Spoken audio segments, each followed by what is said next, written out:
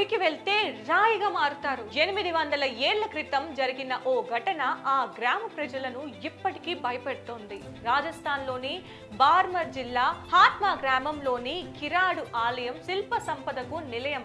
అయితే భయానికి ఆలయానికి పెద్ద చరిత్రే ఉంది. పూర్వం ఓ ఆధ్యాత్మిక గురువు దేశ పర్యటనలో భాగంగా ఆ గ్రామానికి వచ్చి కొన్నాళ్ళు దేవాలయంలో ఉన్నారట. తర్వాత తీర్థయాత్రలకు వెళ్ళొస్తానని శిష్యులను గుడిలోనే వదిలేసి వెళ్లారట. ఓ శిష్యుడు అనారోగ్య పాలవడంతో గురువు తిరిగి రాగా గ్రామస్తులు ఎవరూ పట్టించుకోలేదని, ఒక మహిళ మాత్రమే సహాయం చేసిందని శిష్యులు చెప్పారట. గురువు ఆగ్రహంతో సాయంత్రం తర్వాత గ్రామంలోని ప్రజలందరూ రాళ్లుగా మారుతారని శపించి వెనక్కి తిరగకుండా గ్రామం నుంచి వెళ్లిపోమ్మని మహిళకు చెప్పారట.